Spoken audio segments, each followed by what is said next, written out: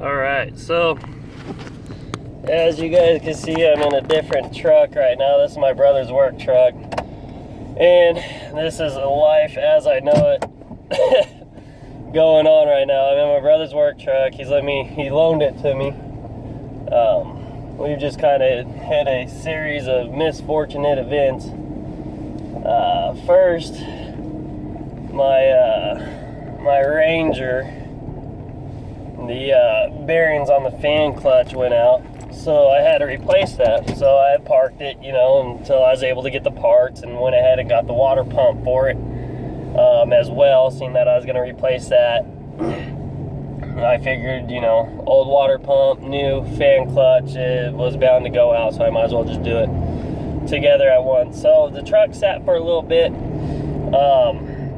So we were using her Jeep. She has a 99 Jeep Cherokee, my wife does. And we were using that, I was using it to drive to work. She used it during the day. I work nights. I got me a good job at Ison Electronics out here. And I worked for my brother for a while when I moved out here, and it paid the bills and everything. It wasn't too bad, but I was just ready to get out of construction, beat myself up over the last decade, and I don't want to be, crippled by the time I retire. I still want to be able to move around and get around and take care of my son. You guys know that he is autistic.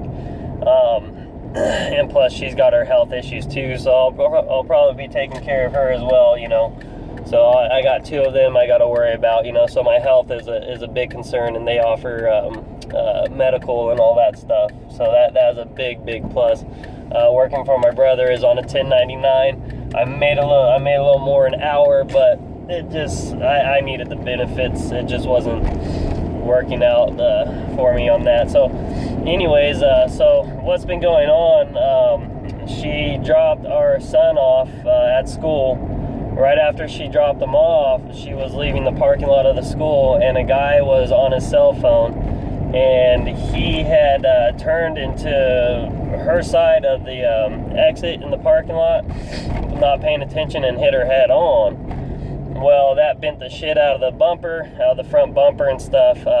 So she was in a panic. She doesn't really think about certain things, when she ends up in a serious situation, so she didn't stop to think to take pictures or, anything like that, or get a witness statement or stuff like that before she moved the vehicle.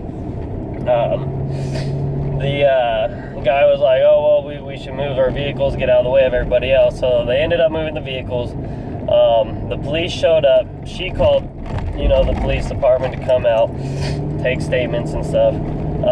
So as soon as the cop showed up, she was telling the police officer, hey, he hit me, he was on his cell phone, this and that. The dude stayed quiet.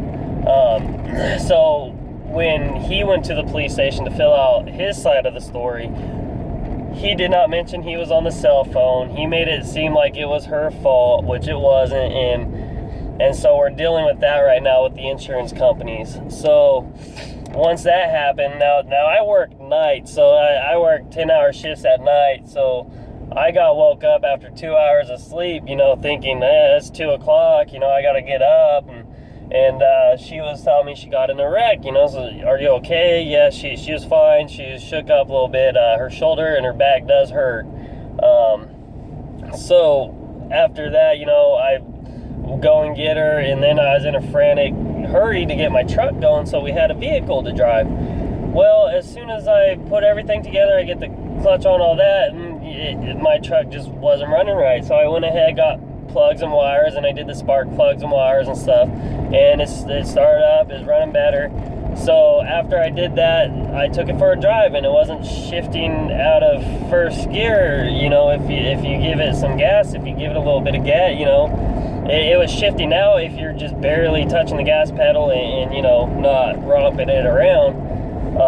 So I was like, what the heck? So I went ahead and changed the TPS sensor, the throttle position sensor. And after I changed that, still same thing. So I've just kind of got fed up a little bit. So called my brother. He loaned us the truck to use to get back and forth, so I could have something to get to work and stuff. So after that, I was just was frustrated with that. And then, so I parked it and I was like, all right, I'm gonna take it to, you know, EMP Automotive and see if I can pick their brains on what I can do to fix the problem. So in between then, my son decided to tip over our stove and broke our stove. My dad just gave us a stove. He went and bought a new one. On the stove he gave us, it was a better stove than what we had, better condition than what we had. All we had to do was fix the bottom coil heat thingamajigger. I'm not an appliance guy. I don't know the correct terms for that stuff. But my son decided to, while I was out working on the truck, he decided to tip it over and our stove broke. And so that was another thing, another wrench in the spokes. Luckily, my brother has a few rentals and he happened to have an extra stove. You know, it's not the best looking stove, but the dang thing works and it was free, so I got that in. So as of right now, we're still waiting on an answer from the insurance company. I took my truck to the mechanic. We looked it over. He figured out that there's a little plastic piece. There's the gas pedal, and there's two cables that are hooked up to it. There's a cable for the gas and a cable for is like a kick down type cable that goes to the transmission. Well, the little plastic piece is missing, and it's not engaging that kick down or whatnot. So we figured that out, and so in the meantime, I went ahead and got an estimate on how much it would cost to do the timing belt, because that needed to be done. And my garage doesn't have heat. It's cold out here right now. Just kind of frustrated with everything else, you know, so I didn't want to have to deal with working in the cold, plus having to go rent the harmonic balancer, puller, you know, this and that. Just, I didn't want to mess with it right now, you know, just with everything going on. So I said, screw it, I'll get an estimate. I already had the parts, you know, so just having to pay for labor. He quoted me at $227. I asked him if he could do it for $200. He said yes. So that's not too bad. That's fair, you know. I mean, they got to make their money too. So that's what's going on with that. That's life right now. And then plus my son, he's got two teeth. He's got two of his big boy teeth. Like, he's got his two front teeth already in. Now it's the two side ones that are killing him right now. And he is just going ape shit at the house, you know, jumping on us, grabbing us, chewing on everything, you know, and that's the hard part, you know, with having an autistic child.